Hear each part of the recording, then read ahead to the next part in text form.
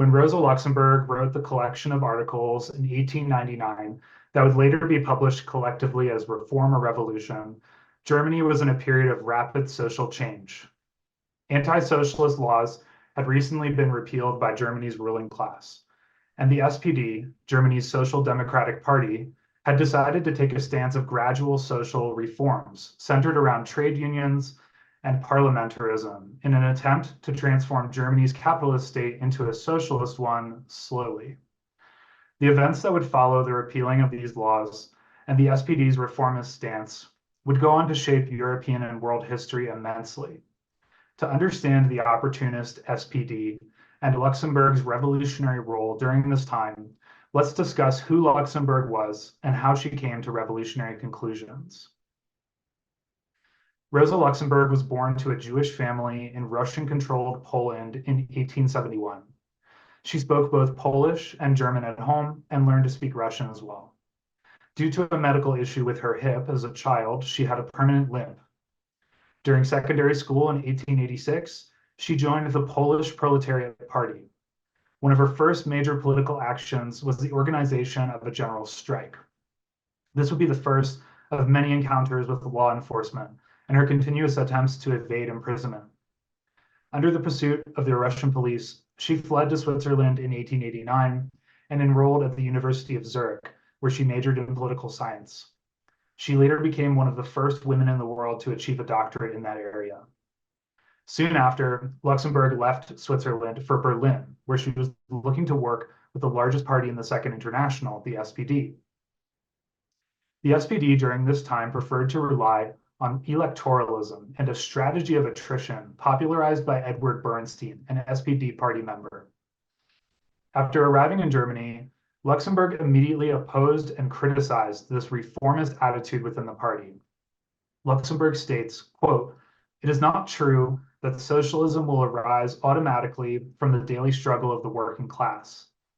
Socialism will be the consequence of, one, the growing contradictions of capitalist economy, and two, the comprehension by the working class of the unavoidability of the suppression of these contradictions through a social transformation," unquote. Edward Bernstein had published articles in Newsite, or the New Times, a magazine published by the SPD, questioning Marxist methods of achieving scientific socialism. Specifically, Bernstein believed that Marx's analysis of capitalism was off base, in that Marx didn't consider the factors of both credit and unions or cooperatives in preventing capitalist crisis and shaping the mode of production. He believed that with enough proletariat participation in trade unions and cooperatives, along with parliamentarism, socialism could be achieved by a simple, slow march of reforms. In response to opportunism in the SPD, Luxemburg is quoted as saying, quote, "For a revolutionary movement not to go forward means to fall back. The only means of fighting opportunism in a radical way is to keep going forward oneself, to develop tactics further, to intensify the revolutionary aspects of the movement.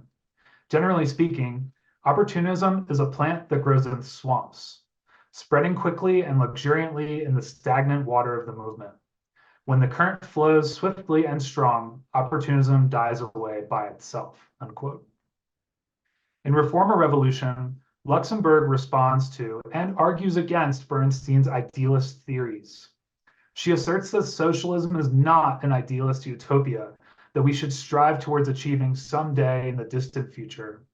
Marxism shows us that capitalism's tendency towards crisis creates an economic necessity for socialism, or we risk falling into barbarism.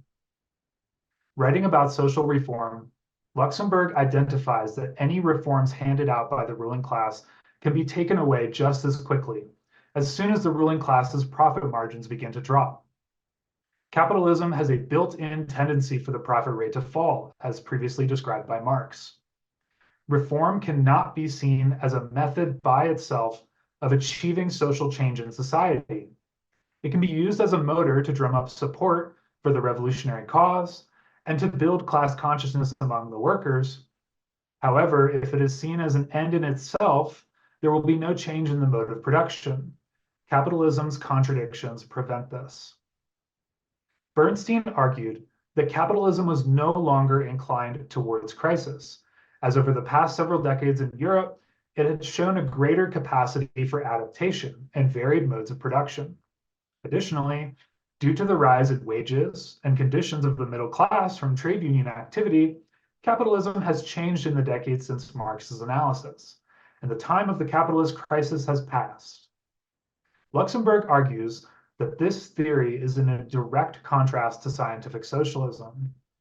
An understanding of the contradictions of capitalism is also an understanding that the system will inevitably always orient itself towards catastrophe. And in this catastrophe is the possibility for a proletariat uprising and a new system to be born. But if, as Bernstein argues, the time of the capitalist crisis is over, what need would there be for socialism anyway?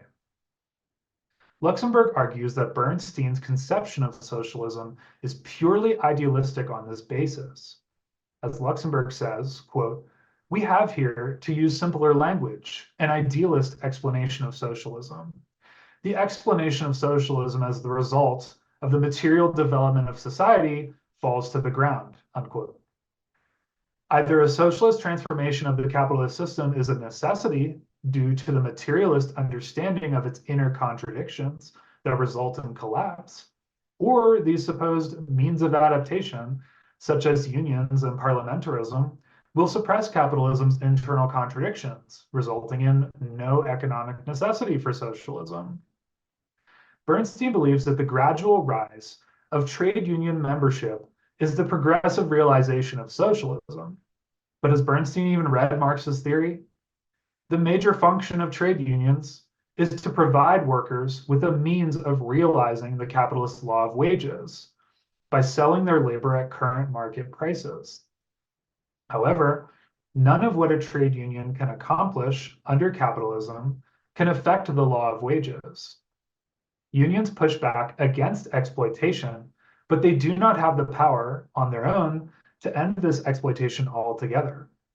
While they may be a tool to raise the consciousness of the workers, unions are not a means of ending capitalist exploitation by itself. Luxemburg remarks that the idea of a gradual democratization of parliament with a social democratic majority will not work, specifically because with a materialist view of the state, we learn that it works as an instrument to serve only ruling class interests. So as soon as Parliament would begin to negate its class character and transform itself into a real instrument to serve the population, democracy would be done away with by the bourgeoisie. Parliamentarism, as described by Luxemburg, is, quote, "a specific form of the bourgeois class state, helping to ripen and develop the existing antagonisms of capitalism," unquote. Later in Reform or Revolution, Luxemburg comments on the opportunist swamp, stating, quote, "What appears to characterize this practice above all? A certain hostility to theory. This is quite natural, for our theory, that is, the principles of scientific socialism, impose clearly marked limitations to practical activity. So, insofar as it concerns the aims of this activity, the means used in attaining these aims, and the method employed in this activity. It is quite natural for people who run after immediate practical results to want to free themselves from such limitations and to render their practice independent of our theory," unquote. Does this sound familiar? Luxemburg could easily be talking about any DSA member or opportunist in modern times who criticize socialists for having revolutionary goals. They'll tell you to do something, while at the same time, their political participation in society only goes as far as voting every 2 to 4 years. And that political participation ultimately ends up supporting and strengthening imperialist nations. Luxemburg's attitude towards the opportunists could not be more relevant today. She understood the same as Lenin, that without revolutionary theory, there can be no revolutionary movement.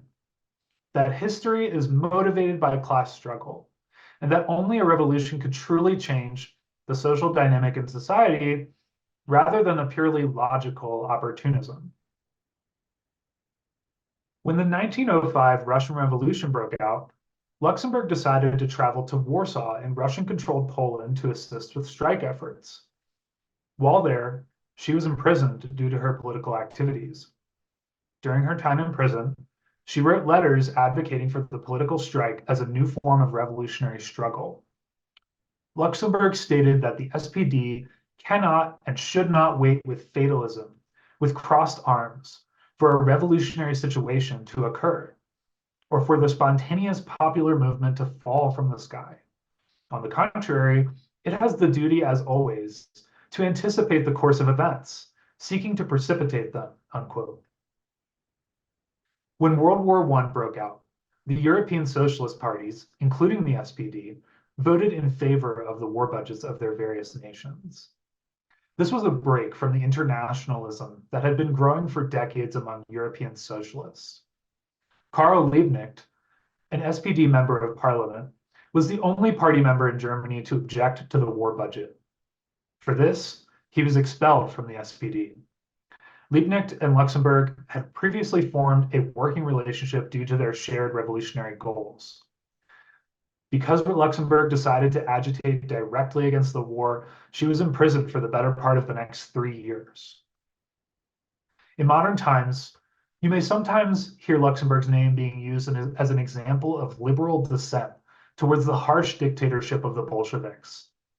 Quotes such as, "Freedom is always the freedom of dissenters," demonstrate Luxemburg's supposed opposition to Bolshevik authoritarianism and commitment to bourgeois liberal reform. The opposite could not be more true.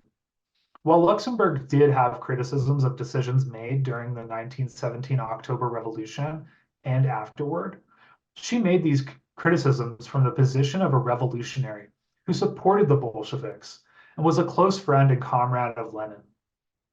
One of Luxemburg's largest criticisms of the October Revolution during her time in prison was towards the reformists in the German SPD. Germany at that time had the ideal industrial conditions for a successful socialist revolution. Luxemburg made it clear that internationalism was needed to advance the socialist struggle. And if the largest social democratic party in Europe at that time did not learn from the October Revolution and fight against their own country's imperialist war machine, the Bolshevik dictatorship of the proletariat was sure to fail. The distortion of Luxemburg's words today by reformists and liberals alike is yet another example of what Lenin proclaimed in State and Revolution. Quote, "During the lifetime of great revolutionaries, the oppressing classes constantly hounded them, received their theories with the most savage malice, the most furious hatred, and the most unscrupulous campaigns of lies and slander. After their death, attempts are made to convert them into harmless icons, to canonize them, so to say, and to hallow their names to a certain extent for the consolation of the oppressed classes, and with the object of duping the latter, while at the same time robbing the revolutionary theory of its substance, blunting its revolutionary edge and vulgarizing it," unquote. At the end of the First World War, Germany was in the midst of a hectic development of proletarian forces. Wilhelm II, Germany's last emperor, stepped down, and the SPD was handed control of the country. The future of Germany as a socialist state was up in the air. Luxemburg and Liebknecht were freed from prison in late 1918, shortly after these events. During the war, Luxemburg and Liebknecht had formed the Spartacist League, later known as the Communist Party of Germany. This party was formed in opposition to the SPD's reformist politics. With the SPD now in control of the country, events transpired quickly, and soon the Spartakists were in the middle of a worker-led uprising against the SPD and the pro-SPD press. In retaliation to the worker uprising, only several weeks after having been freed from prison, Luxemburg and Liebknecht were abducted from their homes during the night and brutally murdered by the Freikorps, a paramilitary under the direction of the SPD. Luxemburg's body was dumped in a canal. Liebknecht's body was left in a park. The reformists in the SPD executed the two most experienced leaders of the Spartakists, ending any chance at a successful German socialist revolution. The actions the SPD took to preserve capitalism would directly lead to the Weimar Republic, and later the rise of the Nazis. Luxemburg was not a harmless liberal icon, but a revolutionary socialist who agitated in the form of general strikes, protests, and theory. She was imprisoned numerous times during her adult life for fighting directly against the European capitalist system she was trying to dismantle. She was murdered by opportunists while fighting for socialism to prevent the barbarism she saw during the First World War. We should be rejecting the type of reformism that led to the murder of Luxemburg and Liebknecht and the failure of the German Revolution.